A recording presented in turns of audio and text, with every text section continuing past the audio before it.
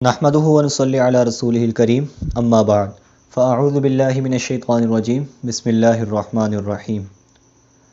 میرے بھائیو، دوستو، بزرگو، اللہ رب العزت نے ہمیں اس دنیا میں ایک مقصد کے تحت پیدا کیا ہے۔ اللہ رب العزت قرآن مجید میں فرماتے ہیں کہ میں نے جنوں اور انسانوں کو محض اپنی عبادت کے لیے پیدا کیا ہے۔ تو ہمیں چاہیے کہ میرے بھائیو، ہم جس مقصد کے لیے پیدا کیے گئے ہیں، ہم اس مقصد کو اللہ تعالیٰ کے بتائے ہوئے طریقے پر، جو کہ اللہ تعالیٰ نے اپنے کلام مجید میں بیان فرمایا ہے، پورا کرنے والے بن جائیں۔ تو جیسا کہ آپ سبھی لوگ کو یاد ہوگا کہ پچھلی مرتبہ ہم نے سورۃ البقرہ کے رکوع نمبر 5 کی تفسیر جانی تھی، اور ہمارا الحمدللہ پہلے اس پارے کا ایک پاؤ مکمل ہو چکا ہے۔ آج ہم لوگ اس سے آگے یعنی سورۃ البقرہ کے رکوع نمبر 6 کی تفسیر جانیں گے۔ تو چلیے شروع کرتے ہیں۔ بسم اللہ الرحمن الرحیم۔ یا بنی اسرائیل اذکروا نعمتی التی انعمت علیکم وانی فضلتکم علی العالمین۔ اے بنی اسرائیل، میری وہ نعمت یاد کرو جو میں نے تم کو عطا کی تھی، اور یہ بات یاد کرو جو میں نے تم کو سارے جانوں پر فضیلت دی تھی۔ اس کی تفسیر کے بارے میں آتا ہے، اے اولاد یعقوب علیہ السلام، یعنی بنی اسرائیل کو پکار کر کہا جا رہا ہے کہ یعقوب علیہ السلام کی اولاد، تم لوگ میری اس نعمت کو یاد کرو تاکہ شکر اور اطاعت کی تحریک ہو جو میں نے تم کو انعام میں دی تھی، اور اس بات کو یاد کرو کہ میں نے تم کو خاص برتاؤ میں تمام دنیا جہان والوں پر فوقیت دی تھی۔ اور ایک ترجمہ اس کا یہ بھی ہو سکتا ہے کہ میں نے تم کو ایک بڑے حصہ مخلوق پر فوقیت دی تھی، مثلا اس زمانے کے لوگوں پر۔ اس کے فائدے میں آتا ہے کہ اس آیت میں خطاب چونکہ حضور صلی اللہ علیہ وسلم کے زمانے کے یہودیوں کو ہے، اور عموماً ایسا ہوتا ہے کہ باپ دادا پر جو احسان و اکرام کیا جائے اس سے اس کی اولاد بھی فائدہ حاصل کرتی ہے، جس کا عام طور پر مشاہدہ ہوتا رہتا ہے، اس لیے ان کو بھی اس آیت میں مخاطب سمجھا جا سکتا ہے۔ اس کے بعد اللہ تعالیٰ قرآن مجید میں فرماتے ہیں، وَاتَّقُوا يَوْمًا لَا تُجْزِي نَفْسٌ عَن نَفْسٍ شَيْئًا وَلَا يُقْبَلُ مِنْهَا شَفَاعَةٌ وَلَا يُؤْخَذُ مِنْهَا عَدْلٌ وَلَا هُمْ يُنصَرُونَ، کہ اس دن سے ڈرو جس دن کوئی شخص بھی کسی کے کچھ کام نہیں آئے گا، اور نہ کسی سے کوئی سفارش قبول کی جائے گی، اور نہ کسی سے کسی چیز کا کسی قسم کا فدیہ لیا جائے گا، اور نہ ہی ان کو کوئی مدد پہنچے گی۔ اس کی تفسیر کے بارے میں آتا ہے کہ اللہ تعالیٰ فرما رہے ہیں کہ تم ڈرو ایسے دن سے جس میں نہ تو کوئی شخص کسی شخص کی طرف کچھ مطالبہ ادا کر سکتا ہے، اور نہ کسی شخص کی طرف سے کوئی سفارش قبول ہو سکتی ہے، جبکہ خود اس شخص میں ایمان نہ ہو جس کی سفارش کرتا ہے، اور نہ کسی شخص کی طرف سے کوئی معاوضہ لیا جا سکتا ہے، اور نہ ہی ان لوگوں کی طرفداری چل سکے گی۔ یعنی کہ قیامت کے دن کے حالات بتائے جا رہے ہیں کہ انسان وہاں پر اتنا عاجز ہوگا کہ اللہ تعالیٰ کے حکم کے بغیر وہ کچھ بھی نہیں کر سکے گا۔ اگر وہ انسان وہاں پر جھوٹ بولنے کی کوشش کرے گا تو ویسے تو اس کی زبان وہاں پر بند کر دی جائے گی، زبان کو تالا لگا دیا جائے گا، اور اس کے اعضاء و جوارح اس کے گواہی دیں گے کہ یا اللہ اس نے ہم سے یہ عمل کیا تھا، اس نے ہم سے یہ عمل کیا تھا، اس کے ہاتھ گواہی دیں گے، اس کے پیر گواہی دیں گے۔ تو اول تو انسان وہاں پر کچھ بول ہی نہیں سکے گا، اور اگر وہ اللہ کی اجازت سے کسی کی سفارش بھی کرتا ہے تو وہ اسی کی کر سکے گا جس میں ایمان ہو، اور وہ خود بھی ایمان والا ہو، اور اس شخص کی سفارش کر سکتا ہے کہ جس میں خود بھی جس کی وہ سفارش کر رہا ہے اس میں بھی ایمان ہو، اور اللہ تعالیٰ کی مرضی کے بغیر وہ کسی کی سفارش نہیں کر سکتا۔ اس کے فائدے میں آتا ہے کہ آیت میں جس یوم کا ذکر ہے اس سے قیامت کا دن مراد ہے۔ مطالبہ ادا کرنے کا مطلب یہ ہے کہ مثلا کسی کے ذمہ نماز روزے کا مطالبہ ہو، اور دوسرا کہے کہ میرا نماز روزہ لے کر اس کا حساب بے باک کر دیا جائے، یعنی جو میرے پاس تھوڑی نمازیں ہیں اس کی تھوڑی سی کم ہے، میری اس میں ڈال کے اس کو بے باک کر دو، اس کو چھوڑ دو، اور معاوضہ یہ کہ کچھ مال وغیرہ داخل کر کے بچا لاوے، سو دونوں باتیں ہرگز نہیں ہوں گی، یعنی یہ دونوں کام ہو ہی نہیں سکتے۔ اور بغیر ایمان کے سفارش قبول نہ ہونے کو جو فرمایا ہے، تو اور آیتوں سے معلوم ہوا کہ اس کی صورت یہ ہوگی کہ ایسوں کی خود سفارش ہی نہ ہوگی جو قبول کی گنجائش ہو، اور طرفداری کی صورت یہ ہوتی ہے کہ کوئی زوردار حمایت کر کے زبردستی نکال لاوے، تو وہاں پر ایسا بھی نہیں ہو سکتا۔ غرض یہ کہ دنیا میں مدد کرنے کے جتنے طریقے ہو سکتے ہیں بدون ایمان کے، کوئی طریقہ بھی وہاں پر کام نہیں آئے گا۔ تو دیکھیں میرے بھائیو، ہمیں چاہیے کہ ہم اپنے اعمالوں کو دنیا میں ہی درست رکھیں تاکہ ہم آخرت میں اس طرح کے انجام سے بچ سکیں۔ اس کے بعد اللہ تعالیٰ قرآن مجید میں فرماتے ہیں،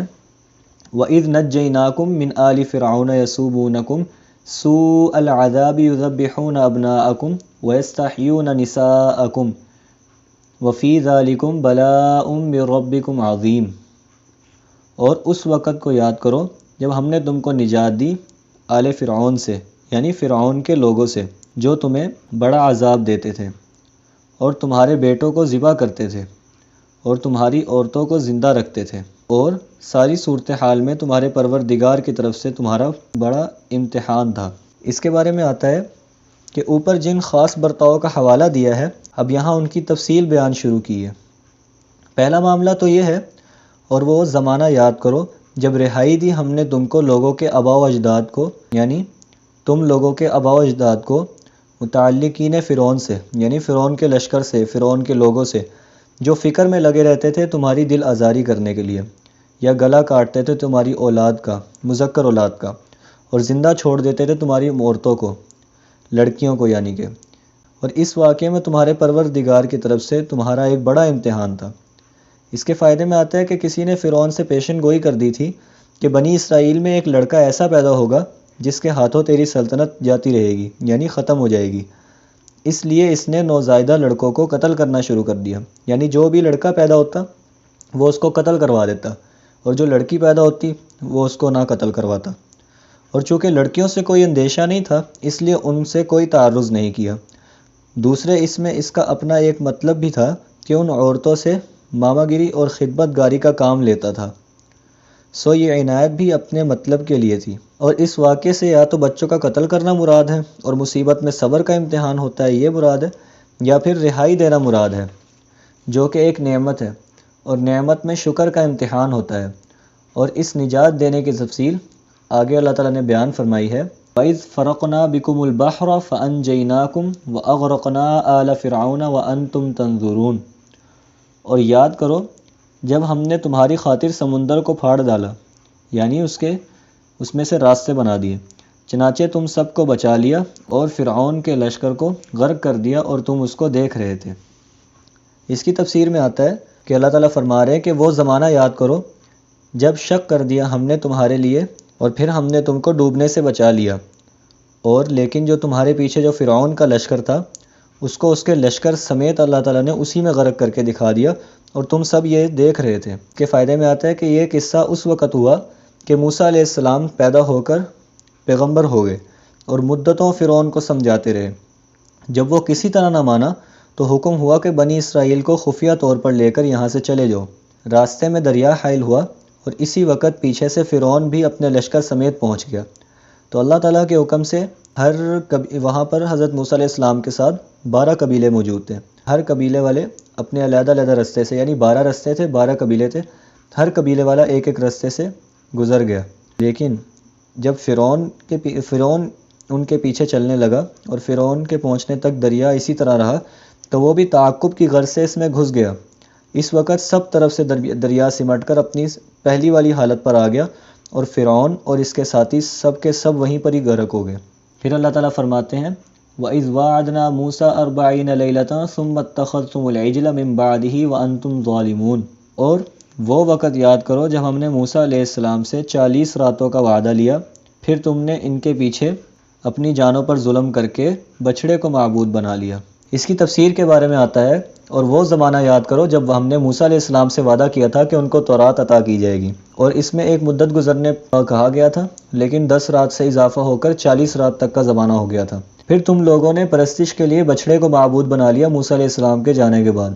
اور تم نے اس تجویز میں صریح ظلم پر کمر باندھ رکھی تھی، یعنی اپنے اوپر صریح یعنی واضح ظلم کر لیا کہ ایسی بے جا بات کے قائل ہو گئے تھے۔ اس کے فائدے میں آتا ہے کہ یہ قصہ اس وقت ہوا جب فرعون کے غرق ہونے کے بعد بنی اسرائیل بقول بعض مصر میں واپس آ کر رہنے لگے، یا بقول بعض کسی اور مقام پر ٹھہر گئے۔ تو موسیٰ علیہ السلام سے بنی اسرائیل نے عرض کیا کہ اب ہم بالکل مطمئن ہو گئے ہیں، اگر کوئی شریعت ہمارے لیے مقرر ہو تو اس کو اپنا دستور العمل بنا لیں۔ موسیٰ علیہ السلام کی عرض پر حق تعالیٰ شانہ نے وعدہ فرمایا کہ تم کوہ طور پر آ کر 1 مہینہ ہماری عبادت میں مشغول رہو، ہم ایک کتاب تم کو دیں گے۔ تو آپ علیہ السلام نے ایسا ہی کیا اور تورات آپ علیہ السلام کو مل گئی، مگر 10 روز مزید عبادت میں مشغول رہنے کا حکم اس لیے دیا گیا کہ موسیٰ علیہ السلام نے 1 ماہ روزہ رکھنے کے بعد افطار فرما لیا تھا۔ اللہ تعالیٰ کو روزے دار کا منہ کا رائحہ یعنی جو خلوہ معدہ کی تبخیر سے پیدا ہوتا ہے، یعنی معدے کی بدبو جو منہ کے اندر پیدا ہو جاتی ہے، وہ پسند ہے۔ اس لیے موسیٰ علیہ السلام کو حکم ہوا کہ 10 روز اور روزہ رکھیں اور وہ رائحہ پھر پیدا ہو جائے۔ اس طرح یہ 40 روز پورے ہو گئے۔ موسیٰ علیہ السلام تو یہاں رہے اور وہاں ایک شخص سامری نامی تھا، اس نے چاندی یا سونے کا ایک بچھڑے کا قالب یعنی ایک پتلا بنا کر اس کے اندر وہ مٹی جو اس نے جبرائیل علیہ السلام کے گھوڑے کے قدموں کے نیچے سے اٹھا کر اپنے پاس محفوظ رکھی ہوئی تھی ڈال دی۔ اس بچھڑے میں جان پڑ گئی اور جہلائے بنی اسرائیل نے اس کی پرستش شروع کر دی۔ تو دیکھیں بنی اسرائیل کی آپ حالت کا اس سے اندازہ لگا سکتے ہیں کہ وہ کتنے سرکش قوم تھی کہ موسیٰ علیہ السلام پر ایمان لانے کے بعد، موسیٰ علیہ السلام کے خدا پر، رب پر ایمان لانے کے بعد پھر بھی انہوں نے بچھڑے کو معبود بنا لیا۔ تو اللہ تعالیٰ نے یہاں پر ان کی اس حالت کے بارے میں ہمیں بتلایا ہے۔ پھر اللہ تعالیٰ نے اس کے بعد بیان فرمایا ثم عفونا عنکم من بعد ذلک لعلکم تشکرون، اور پھر اس کے بعد بھی ہم نے تم کو معاف کر دیا تاکہ تم شکر ادا کرو۔ اس کی تفسیر میں آتا ہے کہ اللہ تعالیٰ فرماتے ہیں کہ ہم نے پھر بھی تمہاری توبہ کو قبول کر لیا اور تم کو معاف فرما دیا کہ تم سے اتنا بڑا واقعہ ہو گیا، پھر بھی اللہ تعالیٰ نے تم پر یہ اس لیے کیا تاکہ تم احسان مانو۔ اس کے فائدے میں آتا ہے، اس توبہ کا بیان آگے تیسری آیت میں مذکور ہے۔ اللہ تعالیٰ کے اس توقع رکھنے کا مطلب نعوذ باللہ یہ نہیں ہے کہ اللہ تعالیٰ کو شک تھا، بلکہ مطلب یہ ہے کہ درگزر کرنا ایسی چیز ہے کہ دیکھنے والوں کو شکر گزاری کی توقع کا گمان ہو سکتا ہے۔ اس کے بعد اللہ تعالیٰ فرماتے ہیں وَإِذْ آتَيْنَا مُوسَى الْكِتَابَ وَالْفُرْقَانَ لَعَلَّكُمْ تَهْتَدُونَ، اور جب ہم نے عطا کیا موسیٰ علیہ السلام کو کتاب اور حق تاکہ تم ہدایت حاصل کرو۔ اس کے بارے میں آتا ہے اللہ تعالیٰ فرما رہے ہیں اور وہ زمانہ یاد کرو جب ہم نے موسیٰ علیہ السلام کو کتاب تورات یعنی تورات کی کتاب دی اور یہ فیصلہ کی چیز تھی، تو اس پر توقع کرنا تمہارے لیے ضروری تھا تاکہ تم سیدھے راستے پر چل سکو۔ اس کے فائدے میں آتا ہے کہ فیصلہ کی چیز یا تو ان احکام شریعہ کو کہا گیا ہے جو تورات میں لکھے ہیں، کیونکہ شرع سے تمام تر اعتقادی اور عملی اختلافات کا فیصلہ ہو جاتا ہے، یا معجزوں کو کہا گیا ہے کہ ان سے سچے جھوٹے دعوے کا فیصلہ ہوتا ہے، یا خود تورات ہی کو کہہ دیا گیا کہ اس میں کتاب ہونے کی صفت بھی ہے اور فیصل ہونے کی یعنی فیصلہ کرنے والے کی صفت بھی ہے۔ پھر اس کے بعد اللہ تعالیٰ قرآن مجید میں فرماتے ہیں وَإِذْ قَالَ مُوسَىٰ لِقَوْمِهِ يَا قَوْمِ إِنَّكُمْ ظَلَمْتُمْ أَنفُسَكُمْ بِاتِّخَاذِكُمُ الْعِجْلَ فَتُوبُوا إِلَىٰ بَارِئِكُمْ فَاقْتُلُوا أَنفُسَكُمْ، اور جب فرمایا موسیٰ علیہ السلام نے اپنی قوم سے کہ اے قوم، بے شک تم نے ظلم کیا ہے اپنی جانوں پر بچھڑے کو معبود بنانے کے ساتھ، پس تم توبہ کرو اپنے رب کی بارگاہ میں اور قتل کرو اپنی جانوں کو۔ ذالکم خیر لکم عند بارئکم، تمہارے خالق کے نزدیک یہی تمہارے حق میں بہتر ہے۔ فتاب علیکم، اسی طرح اس نے اللہ نے یعنی کہ تمہاری توبہ قبول کی۔ انہ هو التواب الرحیم، اور بے شک وہ توبہ قبول کرنے والا بڑا رحیم ہے۔ اس کی تفسیر کے بارے میں آتا ہے اللہ تعالیٰ فرما رہے ہیں بنی اسرائیل سے کہ وہ زمانہ یاد کرو جب موسیٰ علیہ السلام نے اپنی قوم سے فرمایا کہ اے میری قوم، بے شک تم نے اپنا بڑا نقصان کیا اس بچھڑے کو معبود بنا کر، سو اب تم اپنے خالق کی طرف متوجہ ہو۔ پھر بعض آدمی جنہوں نے اس بچھڑے کو معبود نہیں بنایا تھا تو وہ ان بعض آدمیوں کو جنہوں نے اس بچھڑے کو معبود بنایا تھا قتل کریں، یہ عمل درآمد تمہارے لیے بہتر ہوگا تمہارے خالق کے نزدیک۔ پھر اس عمل درآمد کرنے سے اللہ تعالیٰ تمہارے حال پر اپنی عنایت سے متوجہ ہو جائیں گے، بے شک وہ تو ایسے ہی ہیں کہ توبہ قبول کر لیتے ہیں اور عنایت فرماتے ہیں۔ اس کے فائدے کے بارے میں آتا ہے یہ اس طریق کا بیان ہے جو ان کی توبہ کے لیے تجویز ہوا، یعنی مجرم لوگ قتل کیے جائیں، جیسا کہ ہماری شریعت میں بھی بعض گناہوں کی سزا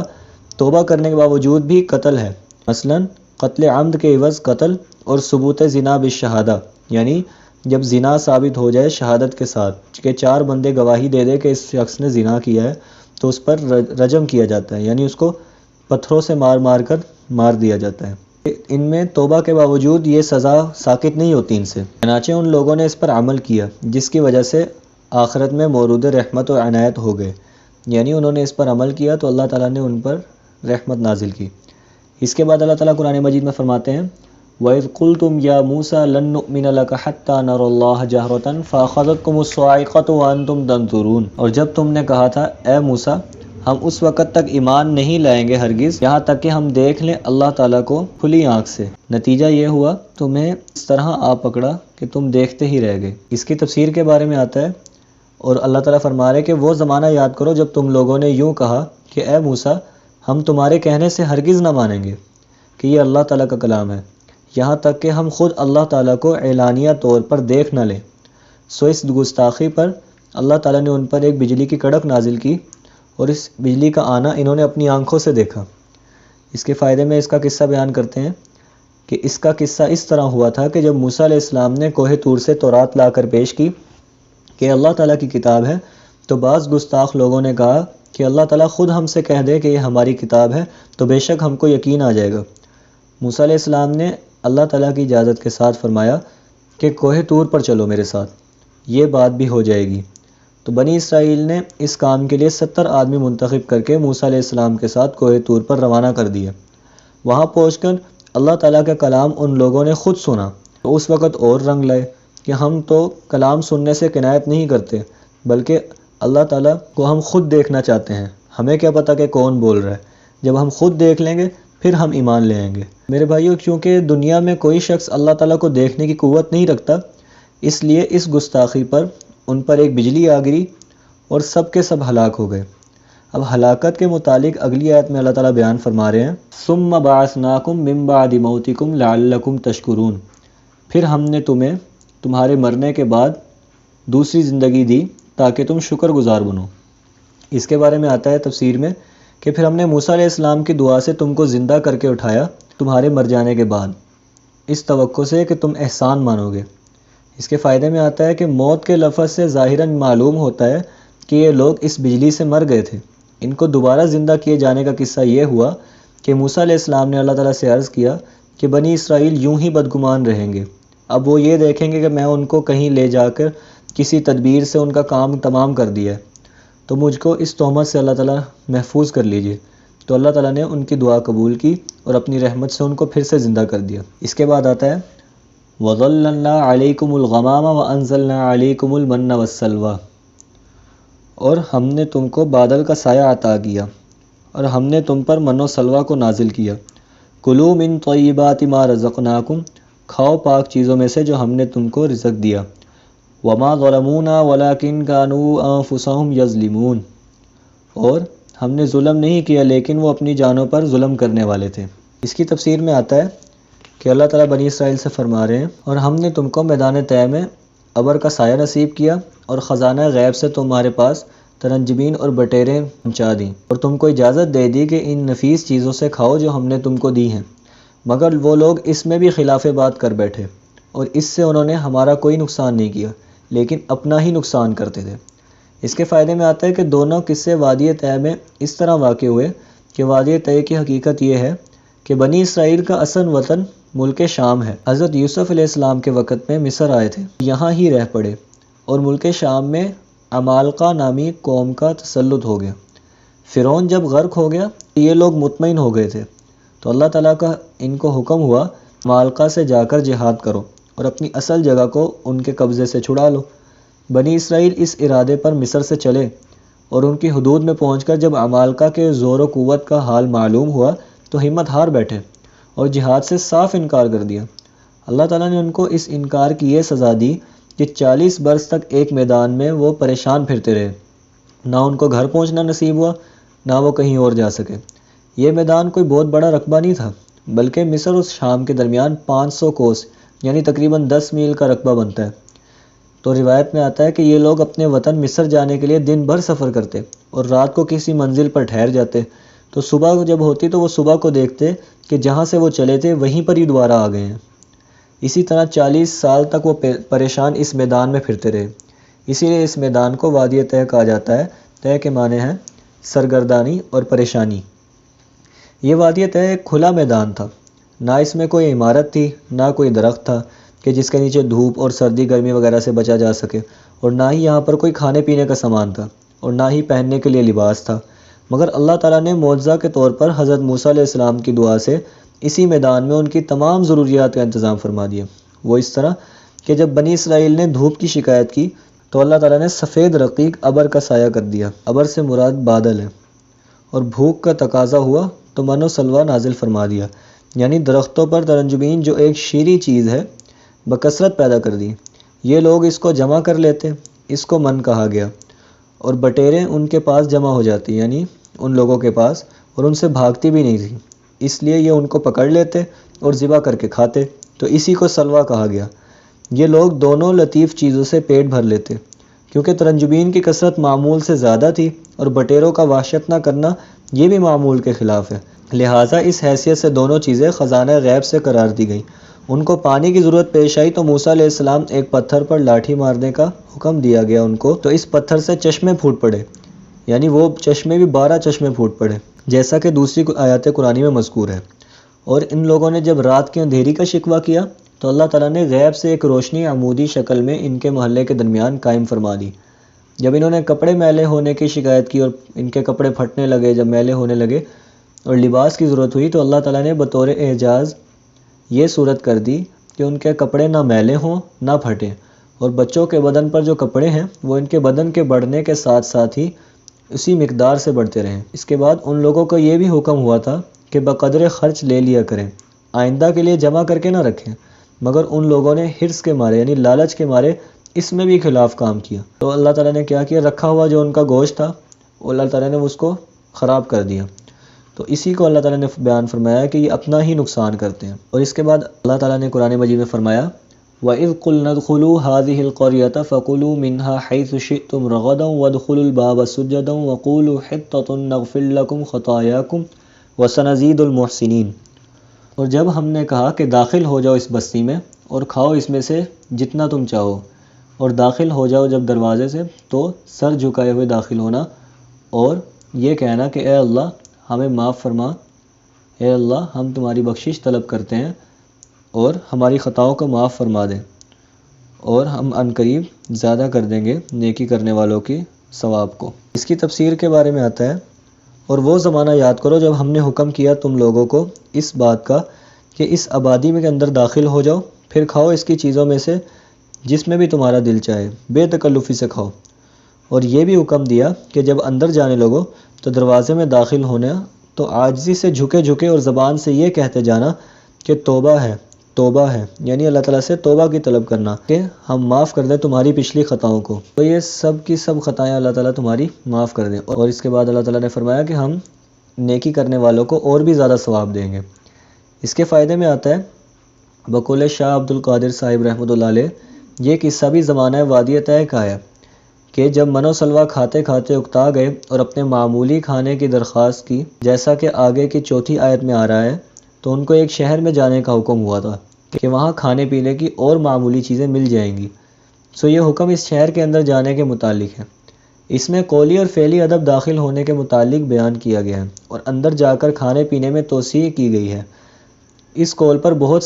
یہ کہا جا سکتا ہے کہ قصے کے بیان میں تقدم اور تاخر ہوا ہے، بعد کا قصہ پہلے بیان ہوا اور پہلے کا بعد میں، تو یہ اشکال اس وقت ہوتا جب قرآن مجید میں خود قصوں کا بیان کرنا مقصود اصلی ہوتا، اور جب نظر نتائج پر ہیں تو اگر ایک قصہ کے اجزاء میں ہر جز کا نتیجہ جدا ہو اور ان نتائج کے کسی اثر کا لحاظ کر کے جزء مقدم کو مؤخر اور جزء مؤخر کو مقدم کر دیا جائے تو اس میں نہ کوئی مذائقہ ہے اور نہ کوئی اشکال ہے۔ دیگر مفسرین حضرات نے اس حکم کو اس شہر سے متعلق سمجھا ہے جس پر جہاد کرنے کا حکم ہوا تھا، اور بعد مدت طے کے پھر اس پر جہاد ہوا، وہ فتح ہوا۔ اس وقت یوشع علیہ السلام نبی تھے۔ قول اول کی بنا پر پچھلی خطاؤں میں وہ درخواست بھی داخل کر لینا مناسب ہے جو منع سلوہ چھوڑ کر معمولی کھانوں کے متعلق کی گئی تھی۔ مطلب یہ ہوگا کہ یہ درخواست تھی تو گستاخی ہی، لیکن خیر اب اگر اس ادب اور حکم کو بجا لائیں تو اس کو معاف کر دیں گے، یعنی اگر وہ اس شہر میں اللہ تعالیٰ نے جس طرح بیان کیا اسی طرح داخل ہو تو ان کو اللہ تعالیٰ معاف کر دیں گے ان کی خطا کو، اور ہر قول پر یہ معافی تو سب کہنے والوں کے لیے عام ہوگی، اور اگر یہ سارے ہی یہ کام کر لیں تو سب کے لیے یہ معافی عام ہوگی، اور جو اخلاص سے اعمال صالحہ کریں گے ان کا انعام اس کے علاوہ ہے۔ پھر اس کے بعد اللہ تعالیٰ نے قرآن مجید میں فرمایا فَبَدَّلَ الَّذِينَ ظَلَمُوا قَوْلًا غَيْرَ الَّذِي قِيلَ لَهُمْ فَأَنزَلْنَا عَلَى الَّذِينَ ظَلَمُوا رِجْزًا مِّنَ السَّمَاءِ بِمَا كَانُوا يَفْسُقُونَ۔ مگر ہوا یہ کہ جو بات ان سے کہی گئی تھی ظالموں نے اسے بدل کر ایک اور بات بنا لی، تو نتیجہ یہ ہوا کہ جو نافرمانیاں وہ کرتے آ رہے تھے ہم نے ان کی سزا میں ہم نے نازل کیا ان ظالموں پر آسمان سے عذاب کو جو اس کی وجہ سے جو وہ پچھلے عمل کرتے آ رہے تھے۔ اس کی تفسیر کے بارے میں آتا ہے تو جب بدل ڈالا ان ظالموں نے ایک اور کلمہ، یعنی اللہ تعالیٰ نے جو بات ان کو کہی تھی اس کے بعد دوبارہ انہوں نے اس کی مخالفت کی، تو اس پر ہم نے نازل کی ان ظالموں پر ایک سماوی آفت، اس وجہ سے کہ وہ عدول حکمی کرتے تھے، اور وہ کلمہ خلاف یہ تھا کہ حتۃ بمعنی توبہ کی جگہ ازراہ تمسخر، حبۃ فی شعیرۃ، وہ آفت سماوی طاعون تھا، یعنی وہ جو بیماری آئی تھی وہ طاعون کی تھی، جو حدیث کی روح سے بے حکموں کے لیے عذاب اور حکم برداروں کے لیے رحمت ہے۔ اس شرارت کی ان کو یہ سزا ملی کہ ان میں طاعون پھوٹ پڑا اور بہت سے آدمی فنا ہو گئے۔ بعضوں نے ہلاک شدگان کی تعداد 70,000 بتائی ہے۔ تو دیکھیں میرے بھائیوں، اللہ تعالیٰ نے اس پورے رکوع میں بنی اسرائیل کے بارے میں بتایا، اور علماء کرام نے ہمیں اس کی تفسیر میں یہ بتایا کہ بنی اسرائیل کی کتنی سرکش قوم تھی، کہ وہ اللہ تعالیٰ نے ان کو کتنے زیادہ موقع دیے، لیکن جب انہوں نے اللہ تعالیٰ کی بات کو نہ مانا تو اللہ تعالیٰ نے بھی ان پر پھر عذاب نازل فرمایا۔ کہ پہلے عذاب یہ ہوا کہ ان کو 40 سال تک ایک ہی میدان میں پریشان پھرایا، پھر دوسرا عذاب یہ ہوا کہ ان پر طاعون کی بیماری آ گئی، اور پھر ایک عذاب یہ بھی ہوا کہ ان میں سے بعضوں نے قتل کر دیا۔ میرے بھائیوں، ہمیں بھی یہ دیکھنا چاہیے کہ اللہ تعالیٰ نے ہمارے اوپر کتنا بڑا احسان کیا ہے آپ صلی اللہ علیہ وسلم کی وجہ سے، کہ اس امت پر اس طرح کے عذاب نہیں آتے۔ لیکن آج جو ملک کے حالات چل رہے ہیں وہ ہماری بدعمالیوں کی وجہ سے ہی ہیں۔ اس دنیا کی مثال ایک جسم کی سی ہے، اور مسلمانوں کی مثال دل کی سی ہے۔ جب جسم کے اندر جو دل ہے نا، جب وہ دل اگر ٹھیک ہونا بندے کا، تو پورا جسم ٹھیک طریقے سے کام کرتا ہے، لیکن جب بندے کا دل ہی صحیح طریقے سے کام نہ کرے تو اس کے پورے جسم میں کوئی نہ کوئی خرابی پیدا ہو جاتی ہے۔ اسی طرح اگر دنیا میں مسلمان اگر اپنے نیک اعمال کرتے رہیں تو دنیا کا نظام ٹھیک چلتا رہتا ہے، لیکن اگر مسلمان دنیا میں نیک اعمال نہ کریں، اللہ تعالیٰ کی نافرمانیاں کریں، تو یہ جو دنیاوی آفات آتی ہیں یہ مسلمانوں کے اعمال کی وجہ سے ہی آتی ہیں۔ تو میرے بھائیوں، ہمیں چاہیے کہ ہم بھی اللہ تعالیٰ کے بتائے ہوئے حکموں پر صحیح طرح سے عمل کرنے والے بن جائیں، تاکہ اللہ تعالیٰ کے عذاب سے ہم بچ سکیں۔ بس میرے بھائیوں، آج ہم نے سورۃ البقرہ کے 6 رکوع کی تفسیر جانی۔ اللہ تعالیٰ سے دعا ہے کہ اللہ تعالیٰ ہمیں اس کو سمجھنے اور اس پر عمل کرنے کی توفیق عطا فرمائے۔ وآخر دعوانا ان الحمد للہ رب العالمین۔